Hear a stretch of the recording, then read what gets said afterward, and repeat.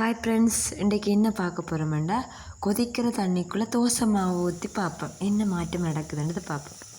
அதுக்காக நான் ஒரு பாத்திரம் ஒன்று அடுப்பில் வச்சுட்டு அடுப்பு ஆன் பண்ணிவிட்டு ஒரு கப் அளவு தண்ணி எடுக்கிறேன். தண்ணியை பாத்திரத்துக்குள்ளே விட்டுட்டு இதுக்கு தேவையான அளவு உப்பை நாங்கள் சேர்த்துக்கொள்ளணும். அதாவது அரை தேக்கரண்டி அளவு உப்பு நான் இதுக்குள்ளே சேர்த்துக்கொண்டேன். உப்பு நல்லா கரையிற மாதிரி நல்லா இதை மிக்ஸ் பண்ணிக்கொள்ளணும். நல்லா தண்ணியை கொதிக்க விடணும்.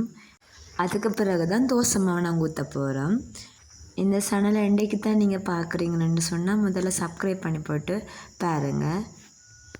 இப்போ பாருங்கள், தண்ணி நல்லா கொதித்து வந்துட்டு அதுக்கு பிறகு ஒரு கப் அளவு தோசை மாவை நான் எடுத்து இதுக்குள்ளே ஊற்ற போகிறேன். ஊற்றிக்க பாருங்கள் என்ன மாற்றம் நடக்குதுன்னு. தோசை மாவு ஊற்றி போட்டு நாங்கள் நல்லா அதை மிக்ஸ் பண்ணி கொள்ளணும். கரண்டியால் அதை நாங்கள் நல்லா மிக்ஸ் பண்ணி கொள்ளுவோம். அதுக்கு பிறகு கோதுமை அரை கப் அளவு எடுத்து நாங்கள் இதுக்குள்ளே சேர்க்குறோம். தொடர்ச்சியாக சேர்த்து கொண்டு போகத்தான் நாங்கள் என்ன செய்ய போகிறோம்னு இறுதியாக நீங்கள் பார்க்கலாம். அரை கப் அளவு அவிச்ச கோதுமை மாவை சேர்த்துக்கொள்கிறோம். அதையும் நல்லா மிக்ஸ் பண்ணிக்கொள்கிறோம். அதோட அரை கப் அளவு அரிசி மாவையும் இதுக்குள்ளே சேர்த்துக்கொள்கிறேன். இப்போ நல்லா நாங்கள் மிக்ஸ் பண்ணிக்கொள்ளுவோம். இதை நான் இன்னொரு பாத்திரத்துக்குள்ளே மாற்றிட்டு இப்போ அது கொஞ்சம் ஒட்டுந்தன்மை இருக்கிறதுனால கொஞ்சம் கோதுமை சேர்க்கலாம். இப்போ நான் என்ன செய்ய போகிறோம், இதை வச்சுக்கொண்டு நாங்கள் என்ன சாப்பாடு செய்ய போகிறோம்ன்றதை பாருங்கள்.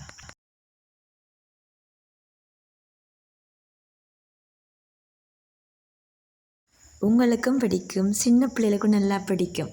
அதான் நாங்கள் இடியப்பம் செய்ய போகிறோம். ஆனால் இடியப்பம் ஒரு வித்தியாசமான முறையில் செய்ய போகிறோம். நல்லா டேஸ்ட்டாகவும் இருக்கும், நல்லா சத்துன்றஞ்சுதான் இருக்கும். இதில் உளுந்து இருக்கிறதுனால சின்ன பிள்ளைகளுக்கெல்லாம் நல்லம். இது இப்போ தான் நாங்கள் ஈஸியாக செய்யலாம். சாதாரணமாக இடியப்பத்துக்கு மாக்குள்ளே கேட்க அது சில நேரம் ஏதாவது பிழைச்சிதுன்னு சொன்னால் அது என்ன செய்யும், அந்த கை வலிக்கும். நாங்கள் பிள்ளைக்கு கை வலிக்கும். ஆனால் இப்படி செய்தால் கை வலிக்காது. அதில் ஈஸியாக நாங்கள் இதை பிழிஞ்சு கொள்ளலாம், கஷ்டப்பட தேவையில்லை. மற்றது நல்லா டேஸ்ட்டாகவும் இருக்கும். இப்போ இதை நாங்கள் நல்லா குழச்சி வச்சுட்டு இப்போ நான் இடியப்பத்தை பிழிய போகிறேன்.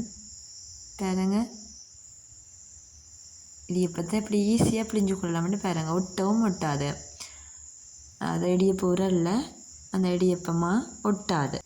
இப்படி நீங்கள் செய்கிறீங்கன்னு சொன்னால் நீட்டாக இடியப்பத்தை நாங்கள் பிழிஞ்சு கொள்ளலாம். பாருங்கள், இந்த இடியப்பத்தை நான் வித்தியாசமான முறையில் நாங்கள் செய்ய போகிறோம். இந்த இடியப்பத்தை வாழை இலையில் பிழிஞ்சு கொண்டு நல்லா டேஸ்ட்டாக வரும். அதுக்காண்டி வாழை இலையில் பிழிஞ்சு கொள்ளுவோம். இந்த இடியப்பமாக பிழிகிறதுக்கு சரியான ஈஸியாக இருக்கும். இவ்வளோ இடியப்பத்தையும் நாங்கள் ஈஸியான முறையில் பிழிஞ்சு கொள்ளலாம், கஷ்டப்பட தேவையில்லை. இப்படி நீங்களும் ட்ரை பண்ணி பாருங்கள்.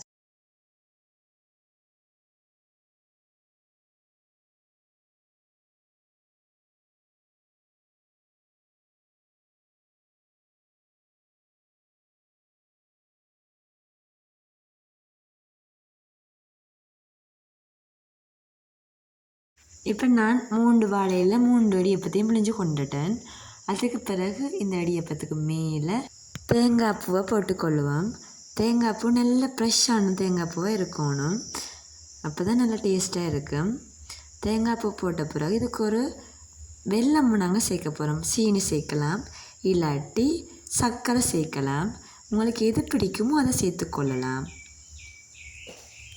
எவ்வளோ அளவில் சேர்க்க போகிறீங்களோ அது உங்களோட டேஸ்ட், எவ்வளோ இனிப்பு உங்களுக்கு தேவையோ அதுக்கேற்ற மாதிரி சேர்த்துக்கொள்ளலாம். நான் சர்க்கரை தான் சேர்த்துக்கொள்கிறேன். இப்போ நீங்கள் எது வேண்டாலும் சேர்த்துக்கொள்ளலாம். இப்போ எல்லாம் 3 இடியப்பத்துக்கும் நான் அதை சேர்த்துட்டு இப்போ இட்லி பாத்திரத்தை அடுப்பில் வச்சு அடுப்பு ஆன் பண்ணிவிட்டு இப்போ இடியப்பத்தை நான் அதுக்குள்ளே வச்சு வேக வைக்க போகிறேன். அது வாழை இலையோடு சேர்த்து வச்சா நல்ல வாசனையாகவும் நல்ல டேஸ்ட்டாக வரும். அதுக்காண்டி தான் வாழை இலையோடு வைக்கிறேன்.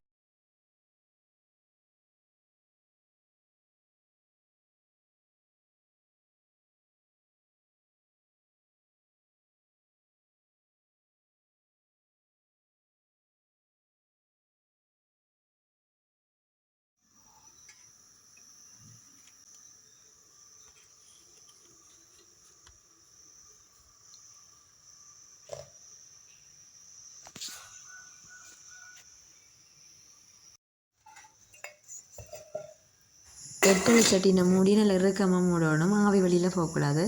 அப்படி மூடி நாங்கள் வேக வைப்போம். பாருங்க 10 நிமிஷம் கழித்து திறந்து பார்ப்போம். பார்க்க நல்லா வெந்திருக்குது. பாருங்க எப்படி இருக்குண்டு. சரியா, இது சின்ன பிள்ளைகளுக்கு நல்லா பிடிக்கும். இதை நீங்கள் சின்ன பிள்ளைகளுக்கு செய்து கொடுத்து பாருங்களும். திருப்பி திருப்பி செய்தாங்கன்னு கேட்பாங்க. இட்லி சட்டியிலேருந்து இடியப்பத்தை நான் மற்ற பிளேட்டுக்கு மாற்றிக்கொள்வேன். பாருங்க எப்படி அவிஞ்சிருக்குதுண்டு. டேஸ்ட்டாகவும் இருக்குது.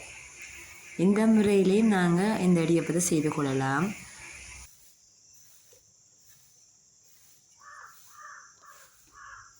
இடியப்பம் ரெடி ஆயிட்டுது. இந்த இடியப்பத்தை நாங்கள் இன்னொரு முறையிலையும் செய்து கொள்ளலாம். அதுக்காக இடியப்ப தட்டிலே நான் புழிஞ்சு கொள்கிறேன். புழிஞ்சிட்டு அதை நாங்கள் இட்லி பாத்திரத்தில் வச்சுட்டு அதையும் அவிச்சு கொள்ளுவோம்.